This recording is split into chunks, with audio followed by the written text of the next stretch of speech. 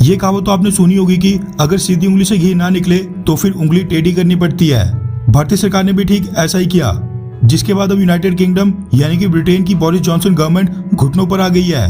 दरअसल ब्रिटेन ने एक ट्रैवल एडवाइजरी जारी की थी, जिसके मुताबिक दुनिया भर के देशों के सिटीजन्स जिनको कोविशील्ड वैक्सीन लगी है वो बिना किसी रिस्ट्रिक्शन, क्वारंटीन पीरियड और दो बार RT-PCR टेस्ट करवाए ब्रिटेन ट्रैवल कर सकते थे। लेकिन इंडियंस के लिए ऐसा नहीं था, और जो भी कोविशील्ड से वैक्सीनेटेड इंडियंस ब्रिटेन जाना चाहते थे उनको वहां पर लैंड होते ही एक कोविड-19 टेस्ट करवाने के साथ साथ 10 दिनों तक क्वारंटीन रहना पड़ता था, जिसके दूसरे और 8वें दिन इंडियंस को अपने एक्सपेंसेस पर 2 और कोविड-19 RT-PCR टेस्ट करवाने पड़ रहे थे। ये सब कुछ तब भी करना पड़ रहा था जब इंडियंस के पास कोविड-19 की एक नेगेटिव रिपोर्ट और भारत के कोविन पोर्टल का वैक्सीनेशन सर्टिफिकेट होता था। वहीं कुछ सोर्सेज ये भी क्लेम कर रहे थे कि ब्रिटेन को भारत के कोविन पोर्टल से जो ऑनलाइन वैक्सीनेशन सर्टिफिकेट जनरेट होता है उससे दिक्कत है, और ब्रिटेन चाहता है कि हैंड रिटन वैक्सीनेशन सर्टिफिकेट होना चाहिए था। खैर जो भी हो, ब्रिटेन के इस रवैये पर भारतीय सरकार बिल्कुल एग्रेसिव मोड पर थी। पहले भारतीय सरकार ने ब्रिटेन के इस कदम को साफ शब्दों में डिस्क्रिमिनेटरी बताकर उनको अपनी ट्रैवल एडवाइजरी चेंज करने के लिए बोला था, और ऐसा ना होने पर रेसिप्रोकल मेजर्स की बात कही। उसके बाद जब बात नहीं बनी और ब्रिटेन ने रूल चेंज नहीं किए तो भारत ने भी सेम यही रूल ब्रिटेन से भारत आने वाले ट्रैवलर्स के लिए थोप दिए, यानी जैसे को तैसा। उसके बाद ब्रिटेन ने ऐलान किया कि उसके प्लेयर्स 10 दिन के इतने लंबे समय के लिए मैंडेटरी क्वारंटीन पीरियड को पूरा नहीं कर पाएंगे, जिसके चलते वो भारत में होने वाली mains junior hockey world cup के लिए अपनी टीम नहीं भेजेंगे।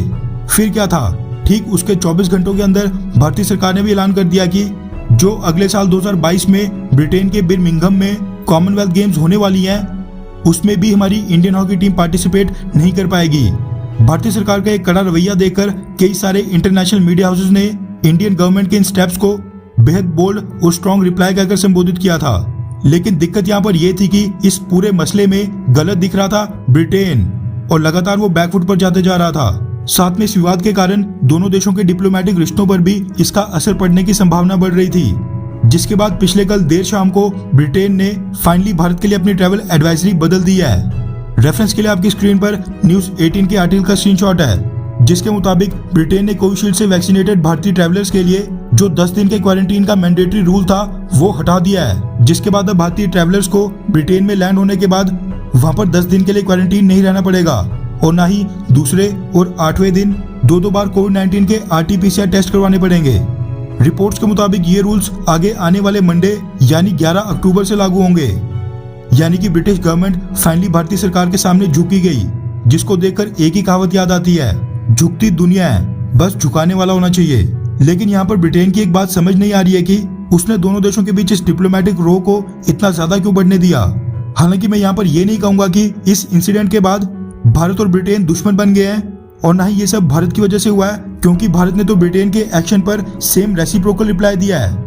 लेकिन खुशी की बात यह है कि ब्रिटेन के इस कदम के बाद दोनों देशों के बीच जो मनमुटाव था अब वो थोड़ा कम हो जाएगा। इसके साथ साथ भारतीय सरकार ने भी ब्रिटेन के खिलाफ इतना स्ट्रॉन्ग स्टैंड लेकर सबको चौंका दिया था, क्योंकि Britain United nation security council का एक परमानेंट मेंबर है। ऐसे में उसे भिड़ने से पहले बाकी देश 100 बार सोचते हैं।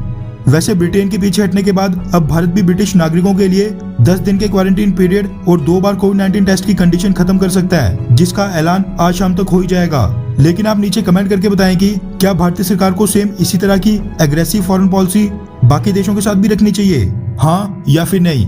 नीचे कमेंट करके अपनी राय जरूर बताएं।